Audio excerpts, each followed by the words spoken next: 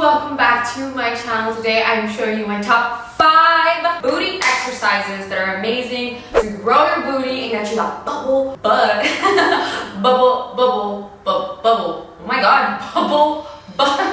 I see a light in your eyes, celestial bodies.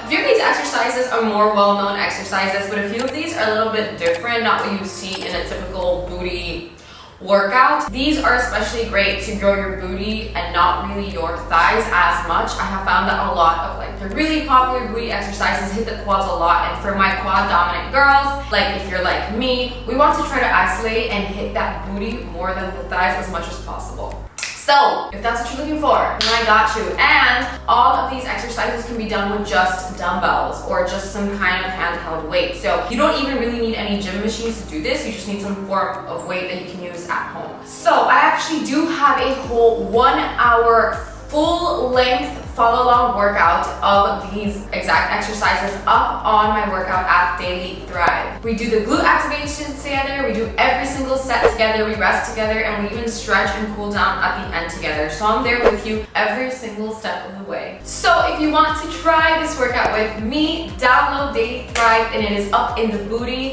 and legs workout section. You are gonna love it. It is so freaking good. Link is in my description, okay? And you get to try for 7 days for free if you are a new person.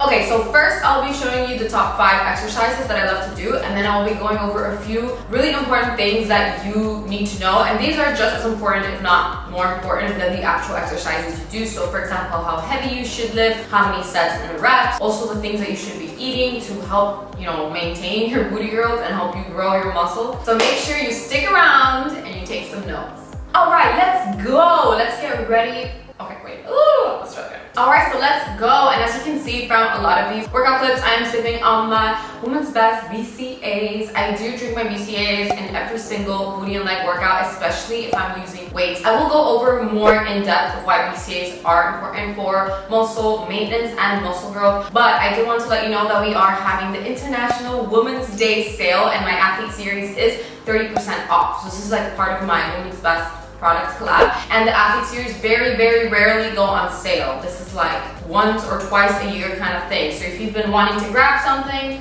now's the time. Okay, so link for that is in my description if you want to check it out. Let's go into the very first exercise, which are, drum roll please, deadlift. Oh shit. Let's try it again. The very first exercise are deadlifts, and specifically Romanian deadlifts. Okay, I prefer this deadlift over the regular deadlift because I find that the Romanian deadlift, with your knees bent a little bit, hits more of the glutes and the hamstrings rather than like your lower back and your legs. Now this is a compound So now this is a compound exercise, which means that it targets more than one muscle group at the same time. So it does target your back and your legs, but it mostly targets your glutes, especially when you're doing this variation. And since we are using different muscle groups for this exercise, it is a good idea to go a little bit heavier. Since we're using so many muscles, you really want it to be effective, so you can up the weight just a little bit. So for the Romanian deadlift, you're going to hold the dumbbell in your hands. You can hold one in each hand, or you can hold one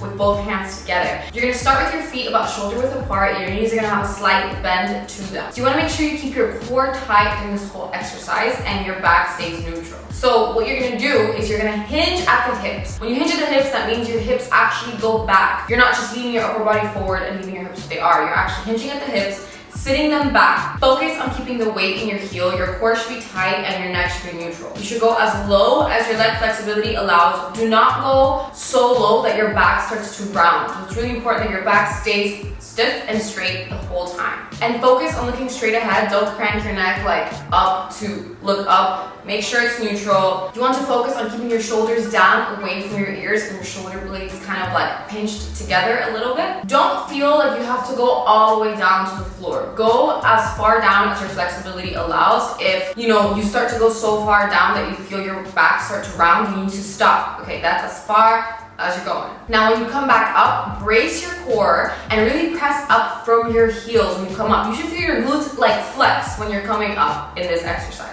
Now when you come up, do not overextend your hips, do not lock your knees, keep a slight bend to your knees, just come up slowly and then do the rep again. Just keep your focus on hinging at the hips and pushing your glutes back rather than just moving your upper body forward. This will ensure that you're really using your glutes, and as long as you focus on keeping that weight grounded in your heels, don't let it rock forward to your toes, you should feel it really hitting your booty. Alright, so the next exercise is kind of like a slight variation on the regular deadlifts. We are doing a single leg deadlift. So now we are focusing all of that weight, all of that pressure on one leg. So the way that you are going to do this, okay, there's two ways to do this. Remember everything we talked about for the form for the regular deadlift? We're going to do that, except one of the legs will be either slightly behind you, touching the floor with your toes, or straight out in front of you. It just depends on your flexibility and where you feel like it is more. Putting the legs straight out in front of you is more effective to feel in your glutes, but there is more of a stretch on the hamstrings, so it just depends what feels more comfortable for you. Since this is a single leg exercise, it's going to feel a lot more difficult than the regular deadlift. So you want to maybe go a little bit less on the weight to make sure that you have your form correctly. So how heavy you lift is like irrelevant if you are not doing this with proper form. So make sure you're doing this proper form and go a little bit lighter on the single leg exercises because they are tougher. Remember that when you come up from the deadlift, make that connection with your glutes. That mind muscle connection is everything. Like, you need to form a connection with your booty, especially. You know, take the booty out to dinner, get to know the booty. You know, really have that connection because that will make the biggest impact during your exercises. Make sure you repeat the same amount on each side for this exercise. This one is the burner. Alright, exercise number 3, we have got the sumo squat. So I'm usually not a huge fan of squats. This is the only squat in this little exercise list. Usually regular squats I feel like are a little bit overrated for the booty gains in general, but sumo squats are an exception. These are a burner, so these do target your glutes and your inner thighs as well, but I think they are still so amazing for the glutes, especially if you do it with the proper form. So for this exercise, you want to hold one heavier dumbbell in the middle with both hands. Your feet are going to be really wide apart, like wider than hip width, and your toes are going to be pointed outward. So you want to really, again, with every single exercise, you want to make sure that the weight is grounded in your heels. This is how you ensure that we are using the glutes and not the quads. Now, as you go down, you can lean your upper body slightly forward. Doing this kind of lean, this tiny little hinge of the hips helps put more of the pressure on your glutes. You are going to be tempted to kind of slouch and bring your shoulders forward. Try not to do that. Remember, pinch your shoulder blades back together and keep your shoulders down and away from your ears. So nice and long spine here. You want to keep your tailbone tucked during this exercise, but not too much. Like, you do want to sit your booty back and like pop it out a little bit. As you go down, keep your core tight and remember to keep the weight in your heels. Try not to let your knees pass your toes. So if you find that your knees are passing your toes when you go down, you need to go in a little bit of a wider stance. So as I come up to finish the movement, notice how I don't lock my knees and I don't overextend my back or like squeeze my glutes at the top. There's no need to do that. Having a slight bend in your knee throughout the whole time ensures that your glutes are still engaged throughout the whole movement. Remember that you shouldn't be speeding through all these movements or trying to get them done as fast as possible. Go nice and slow. This increases the time your glutes are under tension, which only makes it even more effective, and it ensures that you're doing it with the right form, which is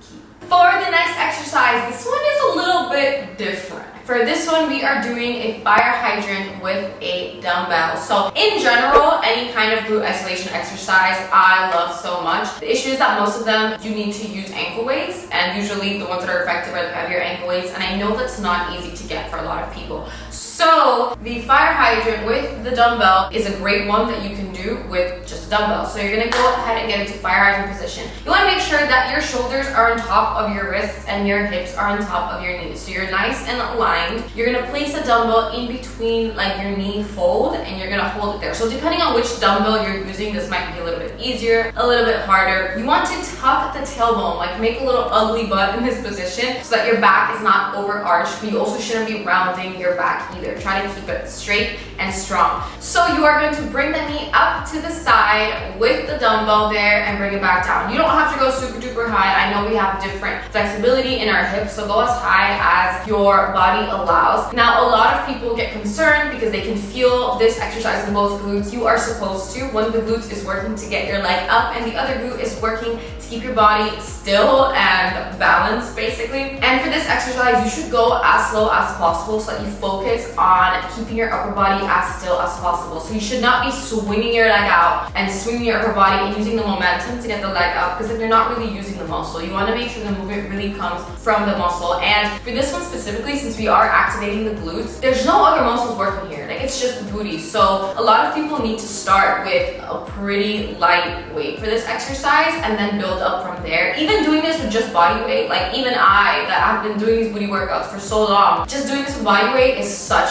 a freaking good exercise, like such a good booty burner. Next up in the lineup, we have got a lunge with a bounce. I know there's a lot of people that aren't huge fans of this exercise, the stepping back lunge, but if you can get the form right, it is so effective, especially on the booty. Oh, this one is amazing. And especially that bounce at the bottom, oh my god, it's spicy. So you can either hold a dumbbell in each hand, but if your balance is not like up there yet, might be a good idea to just hold a dumbbell in one hand and use the other hand to hold onto a wall or a chair or something for balance. So as you step back, you're gonna go as low as you can and you're gonna keep that back leg slightly bent. So don't lock it and don't straighten it. So you really wanna make sure you sit your hips back and that front knee doesn't pass your toes. You should keep the weight in your heel, again, like with every single exercise, and you should really feel it in your glutes and a little bit in your hamstrings. You want to lean your upper body slightly more forward, kind of like how we did the sumo squat. This will help put more, weight on the glutes rather than using your core. So you can lean your upper body forward, just don't slouch it. Don't like slouch your shoulders forward. Try to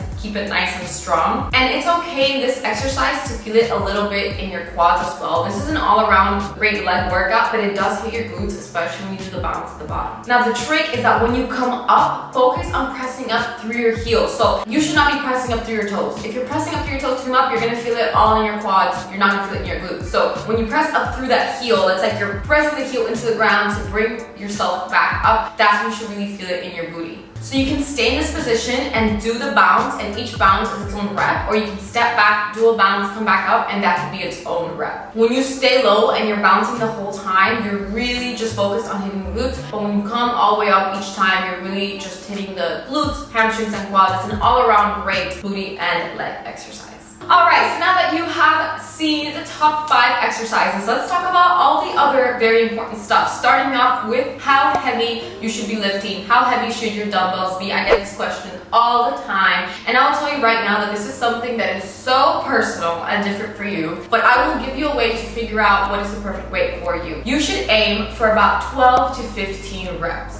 Okay, 12 is like the sweet spot. 12 is the sweet spot, but you can also go up to 15. Now, if you're using a weight and you have a hard time reaching 12 with good form, you can't let your form start to slack at the end, because then you're not, it doesn't count. So with good form, if you're having a hard time reaching 12, it means that you should ideally go a little bit lighter. If you have a super easy time reaching 12 or 15, or you can even go up to 20 and it just doesn't feel that hard, then you need to go a little bit heavier. If you don't have access to heavier weight, you only have one pair of dumbbells that are a certain weight, you can intensify the workouts by going a little bit slower or by increasing the reps as well. But usually the most effective thing to really grow the booty is increasing the weight at that sweet spot little rep range. Alright, so let's talk about reps and sets. So making this an actual workout. So as I said before, 12 to 15 reps is the sweet spot. I usually try to aim for 15 for some exercises, and some exercises like the single leg deadlift, which is really tough, I usually do like 12, and I like to do 3 sets of each exercise. So you can do them all in a row, or you can do them circuit style. So you can do like 1 set of each and then repeat that as a circuit. I personally like to do it 3 times in a row, and that is how we do it on Daily Thrive, because I like to just get that exercise over with, especially if you don't really like one of them, but you gotta do it because it's important. Like, that's it. When you're done, you're done. You get to check it off your list. You're done with this exercise, and it just feels like you're progressing through the workout so much faster that way. Something else that makes a huge impact on the effectiveness of all these exercises and this workout are glute activation. So that is something that we do together in Daily Thrive. We activate our glutes together, and that is like a game changer when it comes to working out and growing your booty. It makes sure that your glutes are basically ready for the exercise, and makes sure that your glutes are the ones working for all of these exercises. If you have not tried Daily Thrive yet, what is you waiting for? We have got a 7-day free trial, so you can try it 7 days for absolutely free. And we have got workout challenges, workout schedules, programs, and so much more up there. You should check it out. The link is in my description, and I hope to see you there. Yay! Alright, now let's talk about nutrition for the booty gains, because this is also really important. We'll be doing all the booty workouts in the world, but if you're not eating right or fueling your body with the right nutrients, the booty ain't gonna grow. So most importantly, you need to be in a calorie surplus, meaning you eat a little bit more than you burn. This makes sure that the calories are going towards building up your muscles and maintaining your muscles. Aside from the surplus, you should be getting enough protein. I like to supplement with my Pina Colada Woman's Best Protein. This makes a great snack, a great post-workout shake, a great breakfast option, but it just helps me get my little extra protein intake throughout the day. I do get also protein from my diet, but sometimes it's just super easy and convenient to have a protein shake. And this one tastes like summer, and with summer right around the corner, oh girl, it puts you in the right mood. Hot girl summer shit. We're on the way there. And the protein shake is pretty 30% off, which is and as you saw in the workout, I do drink my BCAAs during my workout, which provide my muscles with immediate energy to really get the most out of my workouts. And I also drink my BCAAs throughout the day because it's good for muscle maintenance. And it makes water taste better, which helps me get more water, which honestly is just a win-win for me on all accounts. Alrighty, so I hope you enjoyed this little video. I really wanted to make sure I went in depth with every single exercise in the form because the form is so important. I feel like I would be doing you a disservice if I just showed you the exercises and I didn't properly talk you through each of them. I hope it wasn't too boring or too lengthy, and hopefully you learned something. But yeah, just let me know what you thought in a comment below. Let me know what you thought about this video, and also let me know which exercise is your favorite and which one is your least favorite. I want to know. So thank you guys so much for watching. Make sure you subscribe and turn that little bell on so you get notified of the next video, and I will see you next time.